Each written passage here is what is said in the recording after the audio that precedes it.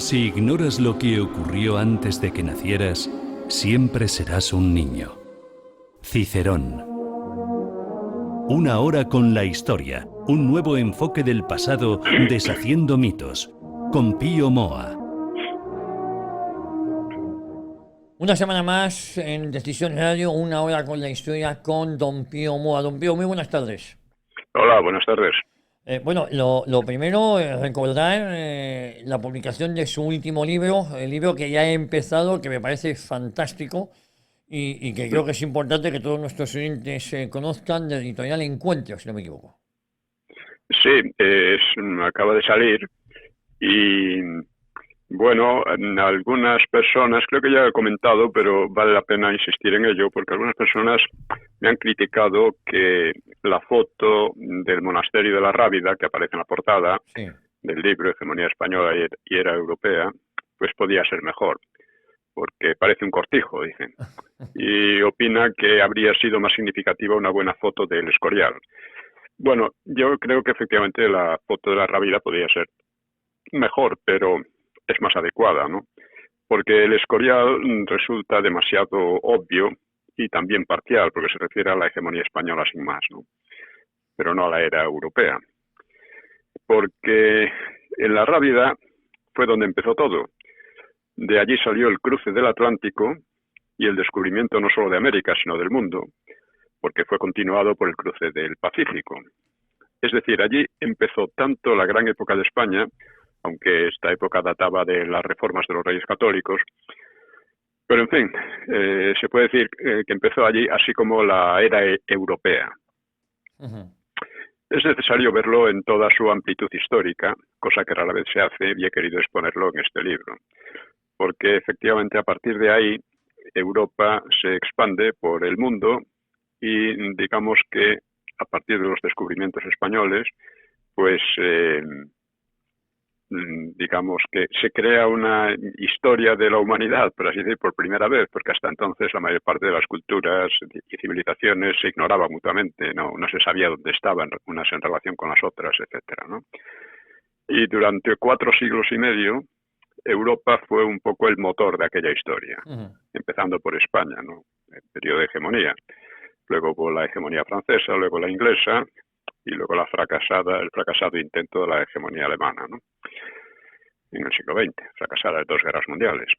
Y en la Segunda Guerra Mundial se puede decir que terminó la era europea, porque se creó una situación mundial muy distinta en la que propiamente los países europeos pintaban poco y no parece probable que vayan a pintar mucho más, ¿no? Y la fotografía, como digo, podría ser mejor, pero tiene interés constatar 2 cosas. Primero, la relativa modestia del monasterio o convento y su posición. El convento está en un paisaje peculiar, dramático. Hoy día está suavizado por la repoblación forestal, pero sigue siendo muy interesante. Está relacionado de antiguo con el dios Saturno, en la época romana, y su historia, desde que probablemente se erigió allí un templo a un dios fenicio, y más tarde a Proserpina, pues luego un establecimiento musulmán de monjes guerreros, porque Rábida viene de Ribat, que Ribat era una especie de convento de monjes guerreros, precisamente, ¿no? Musulmanes. Después fue un monasterio templario y finalmente franciscano. Y todo eso le presta un encanto legendario que podemos encontrar significativo o no en relación con la nueva época, pero en todo caso evoca unas extrañas relaciones que parecen subyacer a las grandes casualidades. La casualidad de que allí llegara Colón, se encontrara con unos monjes, con unos frailes que eran muy, eran astrónomos, ¿no? Y muy interesados en lo que Colón les decía, y que gracias a ellos en gran medida se llegó a cruzar el Atlántico y descubrir América. Bueno, pues en España se ha perdido en gran medida y desde hace mucho tiempo el sentido de la historia, ¿no? Y una muestra es la pretensión de los desamortizadores del siglo XIX de destruir el edificio. O sea, con la desamortización de Mendizábal, el edificio de la Rábida con su gigantesca importancia simbólica, histórica, pues quedó abandonado y en la ruina. Y al cabo de un tiempo, pues a un ministro se le ocurrió la brillante idea de decir, bueno, ¿para qué queremos eso ahí? Vamos a demolerlo del todo, dejar ahí un monolito y se acabó. Afortunadamente, unas autoridades locales pues se negaron a obedecer la orden y gracias a eso sigue ahí el monasterio o convento de la Rábida. Bueno, pues esta pérdida del sentido de la historia, que es muy amplia, porque no esto se ve de una manera dramática en la cuestión de la Rábida, pero se ve también en muchísimas otras cosas. O sea, España, al cruzar el Atlántico, luego el Pacífico, luego dar la vuelta al mundo, solo con esas tres cosas ya crea una nueva situación histórica en la humanidad, que nunca se había dado. O sea, las hazañas navales españolas superan con mucho a las de cualquier otro país. Sin embargo, usted va por ahí preguntando y le dirán que es Inglaterra, el país con mayor... Claro, pero es que aquí en España ni siquiera se entiende eso, ni siquiera se le da ese valor a eso. Nos encontramos con una situación extraña en la que, teniendo esa historia y esa parte, pues la gente lo deja de lado, lo ha olvidado, y unos españoletes de 3 al cuarto, que son los que hoy predominan, por desgracia, pues se permiten despreciarlo. O sea, fíjese cómo, hasta qué punto los ingleses cultivan, y además hacen muy bien, ¿no? Desde su punto de vista, ¿no? Claro. Cultivan ese, digamos, culto a su historia naval. Bueno, pues aquí nada. Bueno, algo se va haciendo, afortunadamente, pero hace unos años aquí solo se hablaba de la Armada Invencible, que eso Invencible se lo pusieron los ingleses por burla, y estaba completamente olvidada, por ejemplo, la batalla de Cartagena de Indias, etcétera, y se hablaba de eso, de la Invencible y de Trafalgar, para demostrar que España va. No. Bueno, en el libro trato precisamente, entre otras muchísimas cosas, cómo fue la Armada y la contraarmada, porque la verdad es que la Armada nunca fue derrotada por los ingleses. La Armada fracasó, solo consiguieron hundir un par de barcos o algo así, ¿no? Fracasó por las tormentas, a la vuelta, por los vientos y las tormentas. Ya dijo Felipe II que lo había mandado a luchar contra los hombres y no contra los elementos, pero los ingleses quedaron tan eufóricos que al año siguiente pues prepararon la contraarmada, que tenía unos objetivos muy ambiciosos y que parecían bastante realizables, ¿no? Era acabar de destruir los barcos que se estaban reparando en los puertos españoles, sobre todo en Santander, también en La Coruña y en algunos otros, ¿no?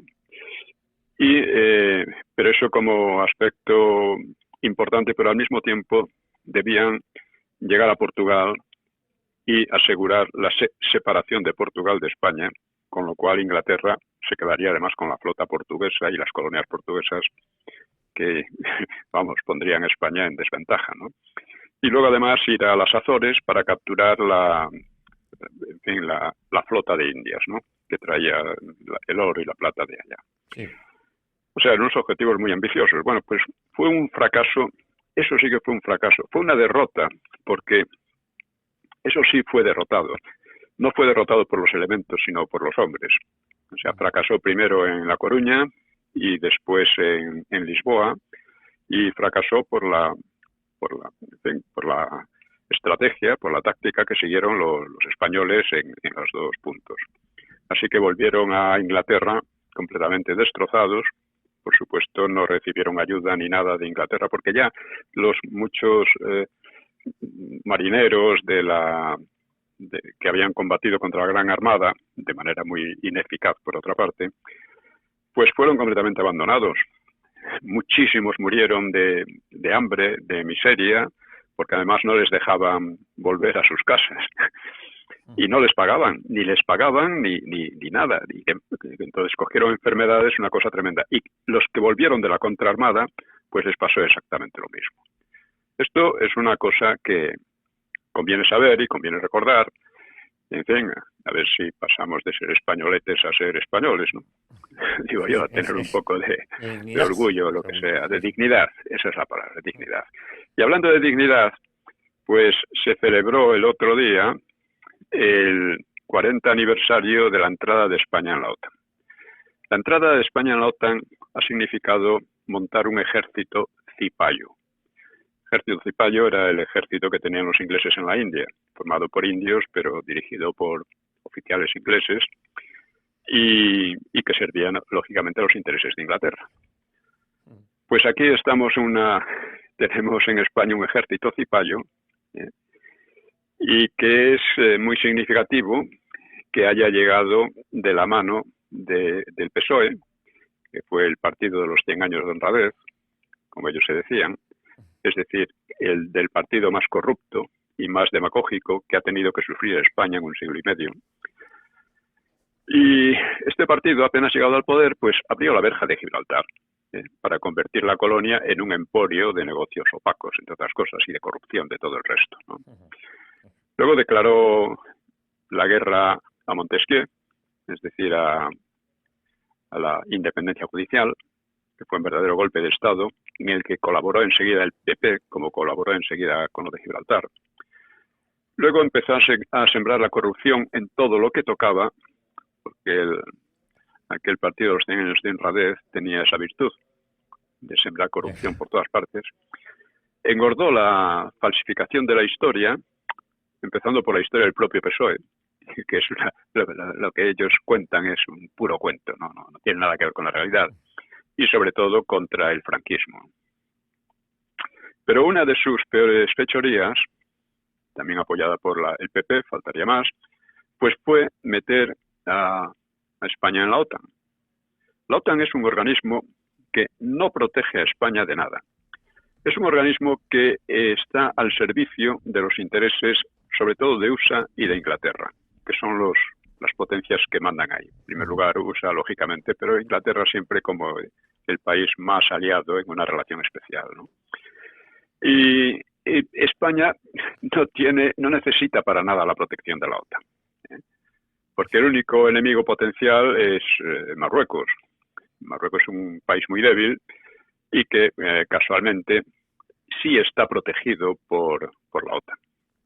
Claro. O sea, es una tiranía, una auténtica tiranía, con aspiraciones de imitar a Inglaterra, con Ceuta y Melilla, y también con las Canarias, y es aliado y protegido de la OTAN.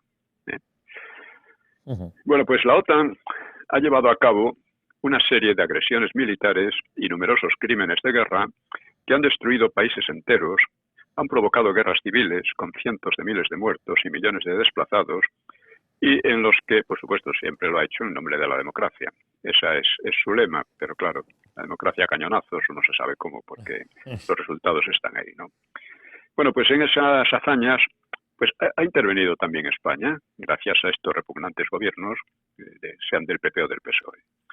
Y ahora, la potencia que invade nuestro territorio en Gibraltar ha ordenado a sus lacayos españoles que se involucren en la guerra de Ucrania, cuando España no tiene ningún conflicto con Rusia y sí lo tiene, en cambio, con esos países jefes de la OTAN, porque por Gibraltar, Marruecos, etcétera, y por cuenta de ellos ha participado en acciones criminales, la más notoria, la destrucción de Libia, un país que era próspero, ordenado y que no amenazaba a nadie. Bueno, pues el influjo corruptor del PSOE y del PP pues se manifiesta, como digo, en un ejército español inmerso en operaciones de interés ajeno, bajo mando ajeno y en lengua ajena. Y yo sospecho que el ejército es hoy el sector del Estado más colonizado y más servil, porque uno ha tenido que oír a algunos generales entusiasmados con el papel de lacayos que se adjudica a España, ¿no? Bueno, pues estas son evidencias para quien simplemente quiera abrir los ojos. Pero hoy por hoy no hay un solo partido que se plantee seriamente la salida de la OTAN y la vuelta a la mejor tradición española en política exterior. La neutralidad en conflictos que en el mejor de los casos no nos interesan y en el peor nos arrastran a guerras y crímenes de guerra, como ya haya ocurrido, pues es precisamente lo que no puede ser. O sea, la decadencia moral e intelectual del país pues se refleja en esta falta de política exterior propia, falta de dignidad, y alguien tiene que llamar la atención sobre ella e intentar hacer algo también sobre ello. O sea, incidentalmente, cuando Vox dice que quiere ampliar la protección de la OTAN a Ceuta y Melilla, demuestra carecer de sentido de la historia y de las realidades políticas actuales. O sea, sí, lo de Ceuta y Melilla no es una casualidad, refleja una idea general estratégica de que en el fondo y a la larga pues son ciudades que deben ir a Marruecos. Y este fallo debe corregirse si se quiere ser una alternativa real a la política basura en la que llevamos años enfangados. Y en relación con esto también está el grave error de Vox en relación con lo de Ucrania. Es un grave error porque no tiene en cuenta la posición, ni la historia, ni la posición real de España en relación con estos conflictos. Y ha adoptado una actitud de entusiasmo casi infantil por la versión de la guerra, de la versión interesada que propaga la OTAN, ¿no? Y yo he sugerido a sus militantes disconformes que escriban a los dirigentes de Vox una nota que podría ser más o menos esta. Dice, en relación con la guerra de Ucrania, España no tiene ningún conflicto con Rusia. Sí lo tiene, en cambio, con países líderes de la OTAN, USA e Inglaterra, uno de los cuales invade Gibraltar, un punto estratégico, en humillación permanente a España. Y el otro mantiene en nuestro territorio bases militares que debieran haber desaparecido una vez caída la Unión Soviética y que nos hacen blanco de misiles en una posible guerra general. Sí, sí. La OTAN, además, no cubre las ciudades españolas de Ceuta y Melilla, lo que demuestra que para USA e Inglaterra son en realidad ciudades no españolas que antes o después deberán pasar a Marruecos. No entramos en las propagandas sobre si Putin es o no un tirano. En todo caso, será un problema que deben resolver los rusos, no nosotros, que en democracia no somos modelo para nadie.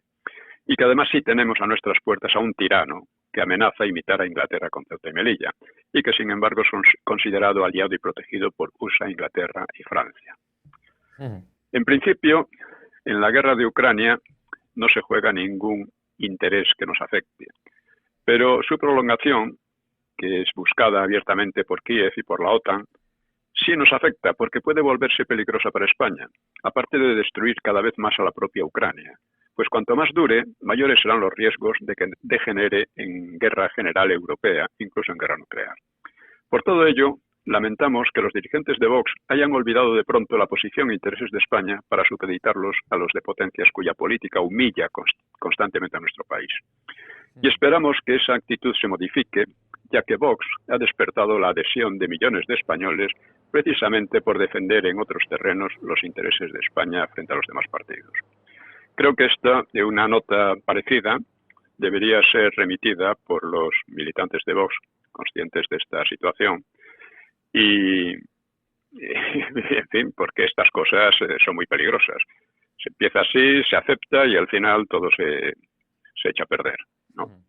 Así es. Bueno, pues en relación con todas estas cosas también he publicado sobre la campaña de la Aljofifa en Andalucía. Sí. Es necesario también que la gente normal, que va más allá de los políticos, pues que recuerde el insulto permanente a Andalucía, a España y a los andaluces con una bandera que es musulmana, que no es ni española ni andaluza, y con su autor, Blas Infante. Blas Infante era un auténtico orate, ¿no? Odiaba a España y admiraba mucho al Islam. Bueno, pues lo han declarado el padre de la patria andaluza todos estos partidos. Yo oí el otro día a Abascal diciendo algo que era verdad, pero que no era suficiente, porque decía, bueno, nos quieren presentar a un personajillo de 3 al cuarto como Blas Infante, como padre de la patria y todo eso, cuando Andalucía tiene personajes 100.000 veces más importantes, ¿no? Claro. En todos los aspectos, personajes históricos. Es verdad, pero no solo es que sea un personajillo insignificante, es que es un personaje antiespañol y pro-musulmán. Y ese es un grave problema, porque cuando se dice que España tiene un pasado musulmán, no es verdad. Lo que España tiene es un pasado antimusulmán, pasado de la Reconquista, de una larguísima guerra precisamente para expulsarlos de la península. Y bueno, con estas notas creo que podemos dar paso al tema de hoy, ¿no? al tema de hoy. Seguíamos con asuntos relacionados con la transición. Exactamente. La transición es un fenómeno muy importante sobre el que se han escrito muchos libros, que la mayor parte de ellos no valen nada. La mayor parte de ellos son una especie de no sé, de embrollo propagandístico, ¿no? Que no llegan a ningún lado. La idea, además, que tratan de crear es que la transición se pasó a la democracia en contra del franquismo, lo cual no fue desde luego así. Y estamos viendo cómo la transición empezó en realidad con la declaración de Juan Carlos como heredero de Franco a título de rey en 1969, cuando España, el franquismo y España, por supuesto, llevaban 33 años de continuas victorias sobre todos sus enemigos, internos y externos, que eran muchos, ¿no? Pero aún en los momentos de mayor éxito, pues existen elementos contrarios, más o menos fuertes, y en este caso, junto a los éxitos del franquismo, se acumulaban síntomas de crisis difíciles de contener. El primero y principal fue la admonición de Pablo VI, de que ya hemos hablado, que era solo una muestra más de la desafección de la Iglesia hacia el régimen. Y esto era casi lo peor que podía pasar al franquismo, porque el franquismo se definía como régimen católico. Su justificación ideológica provenía en gran parte de la doctrina y las encíclicas sociales de los papas.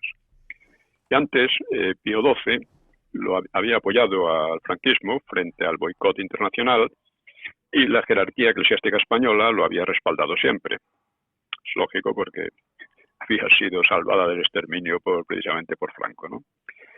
En fin, la Iglesia había sido un pilar esencial del franquismo y ahora ese pilar estaba siendo corroído sin tregua, lo cual amenazaba la estabilidad del edificio entero.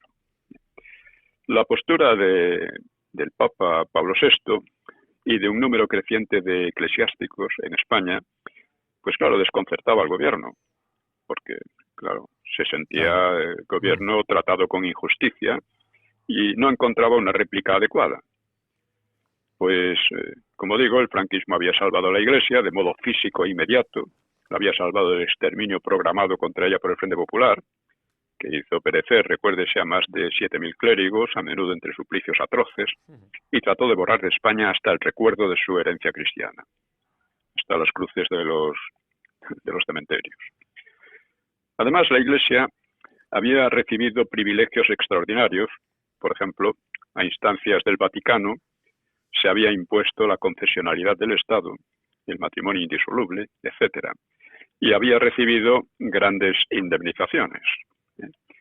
Pero el Concilio Vaticano II pues había hecho soplar nuevos aires, afectando desde la liturgia a la política. El concilio lo había convocado en 1962 el Papa Juan XXIII, pero este Papa falleció a los 8 meses, así que continuó el concilio hasta 1965 con Pablo VI. Pablo VI no era nada amigo del franquismo. La idea era poner al día a la Iglesia, lo que llamaban el ayornamiento, ante la ola de indiferencia religiosa que había por Europa Occidental y en USA, ¿no? Y ante los avances mundiales también del comunismo. Esto fue muy importante. De ahí los nuevos métodos, que en general no fueron muy exitosos, métodos de aproximación a la sociedad, incluyendo el diálogo con los marxistas. Este diálogo con los marxistas tuvo relevancia especial para España y para Hispanoamérica, allí donde cundió la llamada teología de la liberación, que llegó a fomentar el terrorismo. Muchos obispos se opusieron en el concilio al diálogo con el marxismo y exigieron una condena renovada, clara y explícita a dicha doctrina, pero su postura fue puenteada o marginada con diversas maniobras por los obispos y cardenales que se consideraban más progresistas o abiertos. una cosa, hay un libro que se titula El Rin desemboca en el Tíber, del sacerdote useño Ralph Wilgen, y que fue testigo íntimo de la pugna interna entre los sectores llamados conservador y progresista. Ricardo de la Cierva ha tratado con detenimiento el giro de la Iglesia, especialmente de los jesuitas, en varios libros de gran interés, como La Hoz y La Cruz. Pues en el fondo de este giro se hallaba seguramente la expansión casi explosiva de los sistemas marxistas y asimilados. O sea, con el fin de la Segunda Guerra Mundial, más de la mitad de Europa central había pasado a poder soviético, y solo 4 años más tarde, al caer China bajo poder comunista, pues esos regímenes se imponían ya sobre 1/3 de la humanidad. Eso en poquísimos años.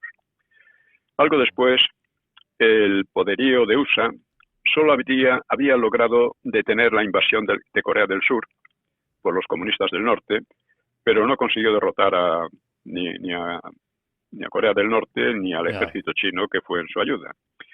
Y en 1954, los marxistas vietnamitas expulsaban a Francia de Indochina. En 1959, el castrismo triunfaba en Cuba, a las puertas mismas de USA, ante las narices mismas de USA. Y movimientos radicales desestabilizaban a países de América, mientras regímenes más o menos marxistoides se instalaban también en Asia y África, y en Italia, y dentro de Europa, Italia y Francia exigían unos partidos comunistas muy potentes, que sobre todo en Italia podían amenazar con llegar al poder. Francia, además, padeció otra tremenda derrota en Argelia frente a un independentismo de tinte socialista y antioccidental. Y durante los años 60 se sucedieron las movilizaciones estudiantiles por Italia, Francia, Alemania, Inglaterra y USA, que culminaron en la Revolución de Mayo del 68 en Francia. Todo esto debe recordarse para entender también la postura que adoptó el Vaticano II. Es decir, parecía como si la juventud, los intelectuales y los obreros rechazasen las democracias liberales burguesas, llamadas burguesas. Los movimientos pacifistas de Europa y América eran muy activos y propugnaban el desarme de Occidente frente a los países totalitarios. Y en USA, una permanente crisis nacional por relación con la guerra de Vietnam, una crisis muy intensa, manifestaciones, de boicots de todo tipo, incluso sabotajes. Bueno, pues Vietnam sería precisamente la primera derrota inequívoca de USA, hecha por los comunistas, en un país pequeño que parecía aparentemente que con solo su enorme superioridad técnica y militar sería aplastado, y al final USA tuvo que salir de allí un poco con el rabo entre las piernas, perdiendo además Laos y Camboya, ¿no? Este dinamismo comunista era fascinante y sugería que el futuro, al menos el futuro de una gran parte del mundo, pues pertenecía a esos regímenes. Y claro, dentro de la Iglesia, un cierto concepto oportunista, pues la inclinó a un diálogo con ellos, que sería muy perjudicial para Franco y sería también muy perjudicial para la Iglesia. Pablo VI preconizaba la separación entre la Iglesia y los Estados y preconizaba desengancharse del franquismo porque preveía que su fin estaba cerca. Y claro, lo que no quería es que la caída del franquismo arrastrase también a la Iglesia. Así que marcaba distancias con él, le ocasionaba 1000 conflictos, daba protección y ayuda a la oposición, principalmente a la comunista y a la terrorista, que eran las más activas. Y en 1969 comenzarían las asambleas conjuntas de obispos y sacerdotes que iban a culminar en la de 1971, que fue una verdadera ruptura con el franquismo, en la que se llegó a proponer que la Iglesia pidiera perdón por haber apoyado al franquismo en la guerra civil. O sea, una aberración ya absoluta. Absoluta. Sí. Bueno, con todo, claro, estas cosas no podían cambiar de la noche a la mañana. Y una iglesia como la española, que era muy profranquista a partir de su terrible experiencia de la guerra civil y de las persecuciones antirreligiosas en los países totalitarios, pues para cambiar era preciso desplazar de la jerarquía eclesiástica al sector pro-franco y sustituirlo en fin, por otro sector que fuera frío u hostil al régimen, lo que obligó a maniobras muy complejas. Roma encontró a su hombre en el cardenal Enrique Tarancón, que promovía la nueva línea y que en parte la desbordaría, ¿no? La propia línea que promovía le desbordaría a él y a Pablo VI. En un momento llegó a decir que el humo de Satanás estaba llenando la Iglesia, ¿no? Claro, el gobierno resistió, apoyándose en su privilegio reconocido por el Vaticano de presentar los candidatos a obispo para que el Papa eligiera, o manteniendo sin cubrir sedes vacantes para evitar la instalación de obispos progresistas. Pero Tarancón y el Vaticano replicaron con una maniobrita, nombrando obispos auxiliares que no requerían la anuencia del gobierno, no requerían el permiso del gobierno, y difundiendo al máximo los nuevos enfoques doctrinales. Estas jugadas eran facilitadas porque, como Franco era un católico demasiado convencido para llevar el conflicto a la ruptura, pues iba más o menos aceptando muchas de estas cosas, ¿no? Años atrás había aconsejado al presidente argentino Perón: tenga paciencia, procure llegar a un acuerdo porque la Iglesia es eterna y nuestros regímenes son pasajeros. Bueno, sea como sea, la resistencia fue escasa, pero hubo otro problema todavía mayor, que lo trato de pasada en el libro de la hegemonía española y la era europea. Y es que en el Concilio de Trento, la importancia de la Iglesia española, importancia intelectual, me refiero, y doctrinal, fue decisiva. En el Vaticano II, la Iglesia española no contó para nada, prácticamente, o para poquísimo. Es decir, la influencia vino toda de Francia y de Alemania, la influencia principal. Lo cual revela también una Iglesia muy decaída en todos estos aspectos. Se quiera juzgar como se quiera, ¿eh? La época en Trento fue además el concilio más importante de la cristiandad después del primero de Nicea, donde se sentaron las bases más doctrinales, más generales, ¿no? En Trento la lucha con el protestantismo fue lo que le dio su gran importancia a la defensa del libre albedrío, o sea, de la libertad personal, a la idea contra la predestinación, etcétera, que preconizaban los protestantes, ¿no? Bueno, pues no solo era el problema de la Iglesia, que era el problema central. Si tú te declaras católico y Roma dice que no lo eres, que no quiere saber nada contigo prácticamente, pues estás ya un poco en el aire, ¿no? Pero dentro del franquismo también crecían las desavenencias.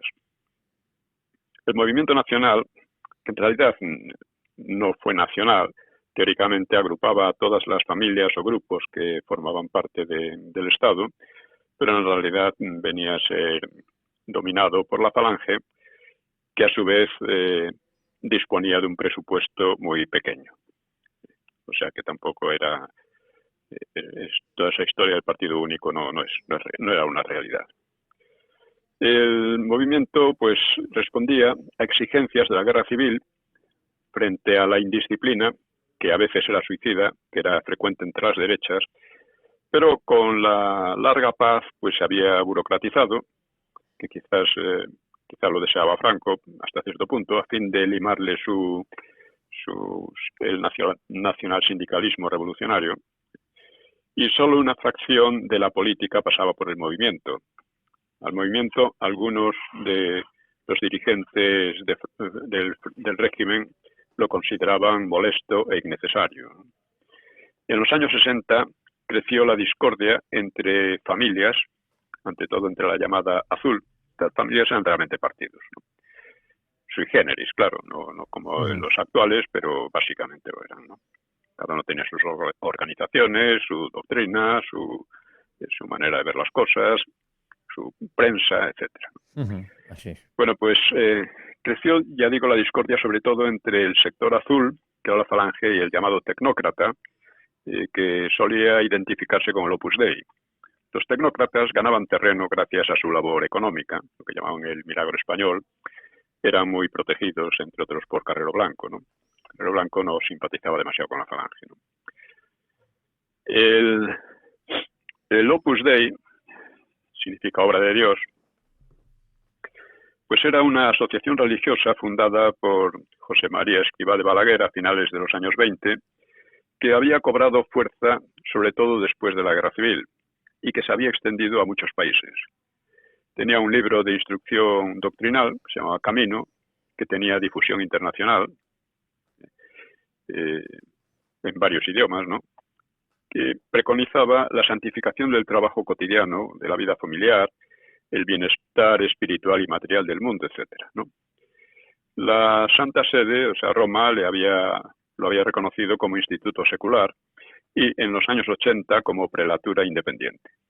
Tenía sus propios sacerdotes y laicos y desde su organización realizaba un proselitismo activo, sustituyendo en parte a los jesuitas como la tradicional punta de lanza católica, ¿no? Muchos jesuitas iban peor todavía, porque habían derivado hacia los extremismos de izquierda y hacia el marxismo. El Opus daba gran importancia a su expansión en la enseñanza superior, en el CSIC, o sea, el Consejo Superior de Investigaciones Científicas, etcétera. Y había fundado una universidad propia, la de Navarra, todo lo cual chocaba con las aspiraciones de la Falange, que nunca se habían cumplido de hegemonizar la enseñanza. Solía acusarse al Opus Dei de obrar al modo de los masones, infiltrándose ocultamente en los órganos de poder. En el gobierno gozaba de la protección, como digo, de la eminencia gris de Franco, es decir, del almirante Carrero Blanco, que sin ser opus deísta pues tenía estrecha amistad, por ejemplo, con Laureano López Rodó, que sí lo era un personaje muy importante del Opus Dei, tecnócrata. Este Laureano orientaba la economía con gran éxito desde su ministerio del Plan de Desarrollo. Pero ni los ministros del Opus eran mayoritarios en el gobierno, ni los tecnócratas pertenecían todos al Opus Dei, que tampoco era ideológicamente homogéneo. Por ejemplo, periódicos como Nuevo Diario, Madrid, incluso el Alcázar, que se llamaba el Alcázar, en aquellos años, hacia finales de los 60, todos ellos estaban en manos de empresarios o directores del Opus y eran muy críticos con el régimen. El antifranquismo del Madrid, del diario Madrid, desde una orientación pro Don Juan, no, o sea, a favor de Don Juan, no de Juan Carlos, ¿no? Pues llevaría a su cierre en 1971. Según la versión oficial, el periódico había incurrido en deudas excesivas y en irregularidades financieras, lo cual es verdad. Y otros quisieron entender el cierre como represión de las libertades. García Trevijano pues cuenta lo que fue en realidad la cosa. Él sabía que el diario Madrid estaba quebrado y lo que hizo fue tratar de provocar una reacción del régimen de tal manera que lo cerrara el régimen y pareciera claro, pues pareciera censura, eso. Claro, así sacaban las subvenciones y sacaban en fin, los dineros que pudiera haber de ¿cómo se llama? De suscriptores o de ayudas estatales. Sí, más que de ayudas, pues bueno, ¿cuál es la palabra? Sea posible. O sea, cuando... Bueno, da igual. Sacaban dos cosas. Primero, dejaban al régimen como un régimen tiránico y por otra parte, económicamente se beneficiaban. Eso es. Dicho de una manera más simple, ¿no? Por otra parte, revistas como Triunfo o Cuadernos para el Diálogo eran de tinte radical o procomunista y tenían un público, sobre todo en medios estudiantiles e intelectuales. y estos salían regularmente, aunque a veces sufrieran sanciones administrativas, ¿no? Y por otra parte, había un sector democristiano que era hostil a Franco y al Opus. Básicamente todos pensaban que el régimen se iba a acabar muy pronto y que había que ir preparando posiciones, y cada uno tenía sus propias orientaciones. Lo que me decía antes era indemnizaciones. Había indemnizaciones de un tipo o de otro y tal, ¿no? Pues sí, sí, sí. Claro. Y entonces, claro, como parecía que lo habían cerrado y no que había quebrado, pues estas cosas. Bueno, el éxito de la relativa liberalización económica que había sido auspiciada por los tecnócratas tampoco le gustaba a la Falange, porque Falange desde su origen era partidario de una fuerte intervención estatal en la economía, y parte de la Falange deseaba lo que llamaba la revolución pendiente, que incluía entre sus puntos un sistema corporativo y la nacionalización de la banca. La Falange había surgido en 1933 como un grupo con una ideología de combate frente a los avances de los extremismos de izquierda, y tenía afinidad con los partidos fascistas europeos, pero no era fascista, porque al declararse católico ya era una cosa que lo separaba, ya que los partidos fascistas europeos eran doctrinalmente irreligiosos, ¿no? O arreligiosos, incluso en algunos aspectos antirreligiosos. El nazismo era más bien, digamos, paganoide y desde luego muy enemigo de la Iglesia. Según la Falange, el Opus despolitizaba la sociedad y la alejaba de los ideales originarios del régimen, lo cual es verdad. El problema cobraba especial relieve en la universidad, donde los tecnócratas sostenían que los estudiantes debían concentrarse en el estudio y prescindir de la política. Lo que pasa es que una gran parte de los estudiantes no estaban de acuerdo, y no me refiero a los falangistas. O sea, con esto, por una parte, el Opus arrinconaba al sindicato español universitario, el SEU, de falangista, y al SEU no precisamente Carrero Blanco ni otros ministros próximos al Opus Dei y los democristianos, todos ellos, en fin, no lo amaban, por decirlo de alguna manera. Sí, sí. Lo detestaban en buena medida. Y por otra parte, abría la puerta a una politización izquierdista que, aunque era minoritaria, era muy activa y promovía los núcleos comunistas, en especial el Partido Comunista de España, que era el partido oficial, aunque había además grupos maoístas y grupos todavía más radicales, ¿no? Estas discrepancias tocaban también a la cuestión de las asociaciones políticas, que eran esbozos de una transición posfranquista todavía muy nebulosa, o sea, lo que llamaban las asociaciones, ¿no? En 1967, una manera de evitar la palabra partidos, porque en el franquismo la palabra partidos se consideraba absolutamente negativa, aunque de hecho, como vemos, había partidos en el franquismo, ¿no? Los hay inevitablemente cualquier régimen, aunque sea de manera muy oculta. Incluso un régimen tan totalitario como el comunismo, había partidos, había pequeños grupos que intrigaban y a veces, en fin, resolvían sus problemas casi a tiros, ¿no? O liquidando a gente, claro. Bueno, pues en 1967 un referéndum había aprobado la Ley Orgánica del Estado, que contemplaba una vaga posibilidad de asociaciones dentro del movimiento a fin de superar el monolitismo burocrático de este. Pero claro, había una gran incertidumbre. Carrero y bastantes más veían en las asociaciones el embrión de los indeseados partidos políticos que terminarían por romper el régimen desde dentro. Otros, como algunos falangistas, querían aumentar el pluralismo e imponer el sufragio universal como único medio de remozar las estructuras. En 1966, un sector falangista había propugnado, en un libro que se llamaba Conversaciones sobre el futuro político de España, pues había propugnado una mayor representatividad de los organismos, mayor autonomía de las Cortes y descentralización política y administrativa, control del poder por los parlamentos y separación entre la patronal y el sindicato de los asalariados, porque un elemento muy importante y que tuvo mucho éxito durante casi todo el tiempo, aunque no al final, era el sindicato único, el sindicato vertical, en que estaban representados tanto patronos como obreros, y que era un sindicato más bien obrerista, y que se daba muchos derechos a los obreros que luego perderían la mayor parte de ellos en la transición.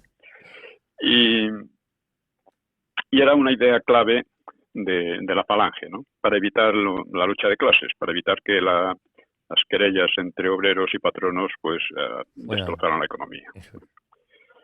Bueno, pues con apoyo de tales reformistas en la Falange, se fundó en el mismo año 1969 el Club Siglo XXI, que iba a tener bastante actividad en la transición.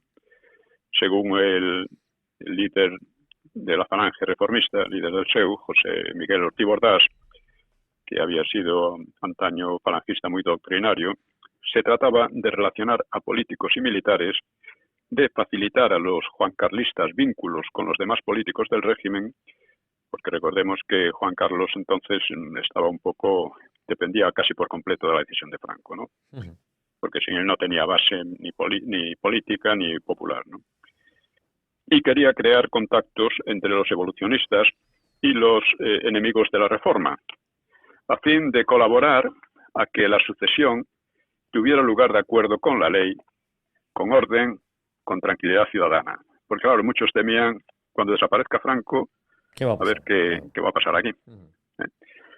Y quería también el Club Siglo XXI posibilitar la apertura de un proceso de democratización que nos condujera a la modernización política de España.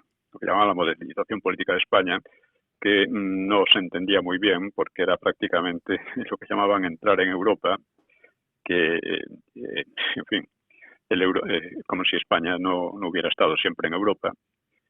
Y que significaba en gran medida renunciar a lo propiamente español, como ha ocurrido. España es hoy día un país satélite, ¿no?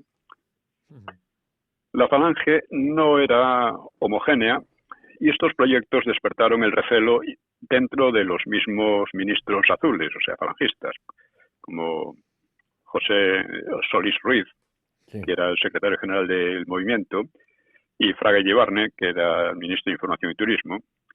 Otros falangistas rechazaban cualquier cambio de alguna entidad por considerarla peligroso para la continuidad del régimen. Pero casi todos compartían la aversión a los tecnócratas y al Opus Dei. Había una lucha subterránea muy fuerte entre los falangistas, los azules, y los tecnócratas y el Opus Dei. Que eso venía ya muy antes del Opus Dei, era con en general con el sector clerical del régimen, ¿no? Realmente no era posible un sucesor de Franco con carácter de caudillo. Y en el fondo se planteaba, aunque de manera inconcreta, el dilema implícito en el régimen desde su nacimiento. Debía considerárselo una superación definitiva de las alternativas socialista, comunista y liberal, o bien una respuesta excepcional a una crisis histórica también excepcional, que debía concluir antes o después en un sistema similar a los demás de Europa. Este era un dilema que no acababa de resolverse, ¿no? Claro. Sorprendentemente, varios de los más reticentes a la liberalización política eran tecnócratas, promotores de la liberalización económica, mientras que algunos de los más reformistas procedían del sector falangista. Esto, que parece una paradoja, pues se daba también en los años 40, cuando la Falange quería recuperar a los intelectuales del exilio, quería establecer puentes y lazos con ellos para reintegrarlos a la cultura general española, mientras que los del Opus Dei y los jesuitas, que dominaban el centro, digamos, el CSIC, el Centro de Investigaciones, pues se oponían radicalmente. Y hubo una larga polémica muy interesante entre los partidarios de reintegrar a Ortega, Unamuno, en fin, todos estos, y los contrarios que consideraban que debían quedar excluidos ya de la cultura española en adelante, porque querían hacer una cultura un poco al estilo de religioso, sí. Lo que decía Menéndez Pelayo, ¿no? O sea, España martillo de herejes, etcétera, ¿no? Pero claro, no la situación histórica era completamente distinta, ¿no? Además, existía una brecha generacional porque los viejos eran más conscientes de los avances del comunismo. Y el Mayo francés, los disturbios juveniles y obreros en los países occidentales, más la expansión de la droga, la pornografía, la irreligiosidad y el antimilitarismo, pues todo esto mantenía muchos reacios a cualquier cambio que pudiera engendrar riesgos. Como le comentó con pesimismo Carrero Blanco al presidente Eugenio Nixon en 1970, los bárbaros esperan fuera de las murallas. O sea, se sentían como rodeados por toda esta barbarie, ¿no? A los jóvenes, incluso los que hacían carrera dentro del régimen, la guerra civil les parecía remota, máxime cuanto que, contra lo que se ha dicho a menudo, el régimen tendía a olvidarla. Quedaba cierta retórica en algunos ritos anuales y tal y cual, ¿cómo se llamaba? El diario hablado de Radio Nacional, pero era casi pura fórmula, ¿no? Sí, era más en lo estético que otra cosa, ¿no? Sí, y también los jóvenes veían lejanas las guerras propiciadas por el comunismo o las tensiones en Europa occidental, porque claro, España había sido un oasis de paz durante todos estos años, mientras que en Europa había sido, ahora tendemos a olvidarlo, en el resto de Europa occidental, las huelgas, las movilizaciones de mil tipos y tal creaban una inestabilidad y una inseguridad muy grandes, ¿no? Y entonces participaba, la propia juventud española participaba poco de ellos. Había muy poca droga, todavía empezaba, pero había ya muy poca. No había esa cosa que luego hubo del alcoholismo juvenil y todo eso, pues había una salud social muy fuerte, muy robusta. Salud social me refiero a delincuencia, crisis de la familia, todas estas cosas, ¿no? Droga, etcétera, ¿no? Todo esto que era muy frecuente y cada vez más en Europa Occidental, en España todavía no había. Y eso daba a mucha gente la impresión de que no había peligros, ¿no? Y por tanto miraban con más optimismo las medidas reformistas o aperturistas, pensando que el régimen se quedaría esclerotizado si no iba adaptándose a su entorno transpirenaico, a su entorno europeo, ¿no? Eurooccidental, ¿no? Diversos políticos jóvenes, falangistas, democristianos y también opusdeístas, pues se impacientaban pensando que el tiempo urgía, que la muerte de Franco podría originar una crisis sin salida, y acusaban de inmovilismo a quienes preferían marchar con pies de plomo. Y estos inmovilistas, vamos a llamarlos así, habían pedido en 1962 la entrada de España en el mercado común europeo, que el embrión de la Unión Europea, y habían sido rechazados por incompatibilidad política, aunque en 1970 pues lograron un acuerdo comercial muy bueno, muy favorable a España con estos países. Por cierto que en el 62 fueron rechazados, pero no unánimemente. Alemania y algunos otros países estaban de acuerdo en que España entrara en el mercado común. Yo creo que aquello fue un error, un claro error del régimen, porque quedó un poco en ridículo y en evidencia, y porque no tenía ninguna necesidad de ello. España estaba ya entonces, era el país europeo que crecía económicamente con más rapidez de Europa, y lo hacía fuera del mercado común. O sea, el mercado común podía favorecerle o no favorecerle. De hecho, cuando España entró en el mercado común de manera efectiva, la economía no, desde luego, descendió mucho en relación con aquellos los años 60, en que, ya digo, sin entrar, prosperaba de tal manera. Yo sé cómo vamos de hora. Pues nos quedan un par de minutos, le iba a decir justo en este momento. Bueno, pues diciendo, en resumidas cuentas, había dentro del régimen, a pesar de sus éxitos, que unos grandes éxitos durante 33 años frente a todos los enemigos, todas las enormes dificultades que se les habían puesto desde fuera de España, sobre todo de Europa Occidental, pues había unos elementos de crisis interna muy fuertes. El principal de ellos era la nueva política eclesiástica del Vaticano II, en la cual es muy importante señalarlo, la Iglesia española no tuvo apenas incidencia, y es importante señalarlo, porque revela también una decadencia intelectual muy fuerte de la Iglesia.